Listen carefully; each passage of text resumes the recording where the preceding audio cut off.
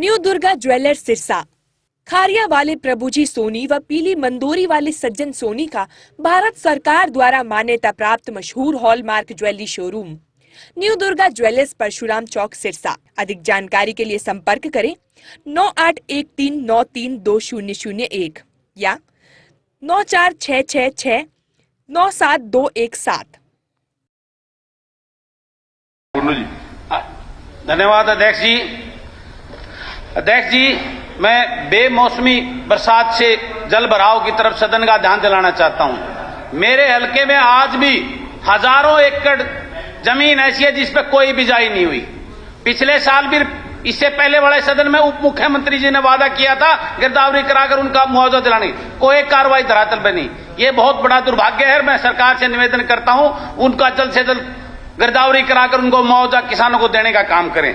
Number 2, अध्यक्ष जी, मेरे महम शहर में और 90% मेरे महम के गांव के अंदर पानी की बहुत भयंकर किल्लत है। ना तो टैंक वाटर वर्क्स की कोई सफाई है और जो उसकी पाइपलाइन ने लीकेज होकर उसमें इतना गंदा पानी पीने को मजबूर है मेरे महम के लोग, जिसकी वजह से जर्जर हालत हो चुकी है। मैं पिछले 3 साल से इस बात की बार बार आवाज उठा रहा हूं, लेकिन धरातल के ऊपर कोई उसका इंप्लीमेंट नहीं हुआ। मैं सरकार से निवेदन करना चाहता हूं इसकी संज्ञान में लेकर इस पर कार्रवाई करने का काम करें।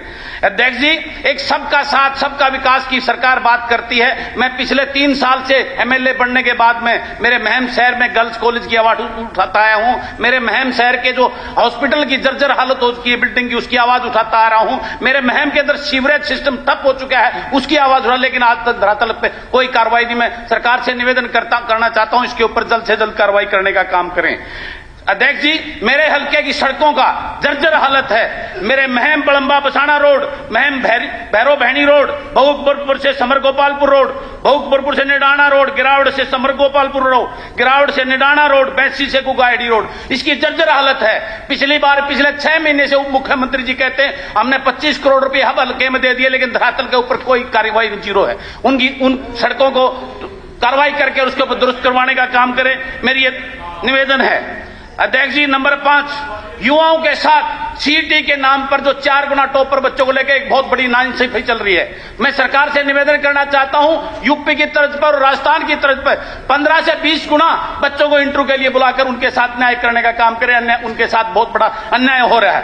अध्यक्ष जी, हमारे पड़ोसी राज्य हमारे हिमाचल, पंजाब, राजस्थान में ओल्ड पेंशन स्कीम लागू कर दी है। मैं सरकार से निवेदन करना चाहता हूं हरियाणा सरकार को भी इस पर विचार विमर्श करके ओल्ड पेंशन स्कीम को लागू करने के लिए विचार करना चाहिए। ये बहुत गंभीर विषय है हमारे कर्मचारियों के लिए। नंबर 7, अध्यक्ष जी, खेल कोटा, जो पिछली बार ये ट्वीट अभी मलिक साहब भी दिखा रहे थे, मुख्यमंत्री जी का और खेल मंत्री जी का ट्वीट है। उन्होंने पिछली बार घोषणा की थी खेल कोटा 3% एज इट इज खिलाड़ियों को दिया जाएगा सभी विभागों में, लेकिन मात्र 3 विभाग के अंदर उसको सीमित कर खेल खिलाड़ियों के साथ ये अन्याय किया जा रहा है। इसके ऊपर सरकार को दुरुस्त करना चाहिए, उसको पुनः विचार करके उसको करना चाहिए।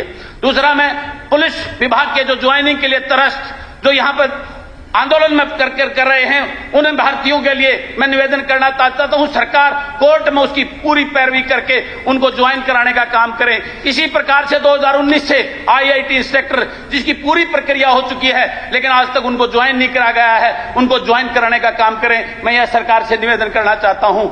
उसके बाद मैं सरकार का ध्यान, वीएलडी एक ऐसी पोस्ट है जो वीएलडी भर्ती होता है और वीएलडी रिटायर हो जाता है, उसको कोई भी की सम्मान का कोई पद या ऐसा कुछ नहीं रहता। वीएलडी वो इतने दिनों से उनकी 4-5 मांगे हैं, उन पर विचार करके उनको करने का काम किया जाए। अध्यक्ष जी, एक पटवारी जिसकी जो योग्यता स्नातक कर दी है, लेकिन उसका जो पे स्केल है वह 12th पास के बराबर है। वो बेचारे इतने दिन से सरकार को गुरा लगा आंदोलन कर रहे हैं, उनको स्नातक के बराबर का जो पे स्केल करके उनके साथ न्याय करने का काम करें। एक सबसे महत्वपूर्ण, आज पूरे प्रदेश के अंदर हमारी पंचायती संस्थाएं के सरपंच जो आज रास्ते सड़कों पे हैं, मैं निवेदन करना चाहता हूं उनको चोर ना समझकर, ये बहुत अहम भिन्न अंग है लोकतंत्र का, उनको 20 लाख का मैं पंचायत मंत्री जी से निवेदन करना चाहता हूं उनको 2 लाख की बजाय 20 लाख का उनका जो है काम करने की पावर बढ़ाकर उनका सम्मान किया जाए। मेरा यह निवेदन है और मैं मानता हूं पूरा सदन इसके लिए, पूरे सभी एमएलए उसका समर्थन करते हैं। सभी के बहुत बहुत धन्यवाद। अध्यक्ष महोदय, मैं इसको स्पष्ट करना चाहता हूँ। हो गया, टाइम हो गया। मुन्नू साहब, फोकस। मैं ये कंफ्यूजन है माननीय सदस्य, जो बात पहले भी एक माननीय सदस्य ने अपनी बात रखी, अभी बलराज कुंडू जी भी रख रहे हैं, कोई पावर हमारी जो चुनी हुई पंचायतें हैं सरकार के द्वारा कम नहीं की गई है। सिर्फ और सिर्फ जो प्रोसेस मैनुअली था हम उसको टेंडर प्रोसेस में लेके गए हैं। उसकी ड्राफ्टिंग कल भी माननीय मुख्यमंत्री जी ने रात के 12 बजे तक मीटिंग लेके तैयार करवा ली है और कल माननीय मुख्यमंत्री जी उसका उल्लेख भी करेंगे। और ये कह देना कि सरपंचों को चोर, किसने चोर कहा? काम मैनुअली की बजाय सिर्फ और सिर्फ, ये खुद आप लोग ये अपने मुंह से बोल रहे हैं, वो चुने प्रतिनिधि हैं, उनके संवैधानिक राइट हैं, सरकार उनको सुरक्षित कर दी है। उल्टा सिर्फ और सिर्फ काम की अकाउंटेबिलिटी का मामला है, उसको हम करना चाहते हैं। जीरो टॉलरेंस पर हम काम करना चाहते हैं। जो गफले थे, हजारों सरपंचों की इंक्वायरियां खुली हुई हैं, उसमें अधिकारी कर्मचारी भी सम्मिलित हैं, उस पर कड़े कानूनी कार्रवाई हुई है, आगे भी होगी। सिर्फ और सिर्फ ये कह देना मैनुअल क्या बनाएंगे? आज ये बिल्डिंगे सारे आप तो खुद ठेकेदार हैं, आप तो खुद ठेकेदार हैं। आप बताइए मैनुअली क्या रोड बनाते हैं? आप खुद ठेकेदार हैं। तो नहीं, कुछ बदलाव प्रदेश के हित के लिए। ये जो बदलाव अगर प्रदेश के हित में है, सरकार जीरो टॉलरेंस पे काम करना चाहती है, सरकार जीरो टॉलरेंस पे काम करना चाहती है, उसका एक कड़ा फैसला हमने लिया है। उसका बार बार उनको चोर बताकर आप उनको भड़काने का काम कर रहे हैं। वो चुने प्रतिनिधि, उनका सम्मान करते हैं, हम उनका सम्मान करते हैं, चलिए, उनका सम्मान करते हैं।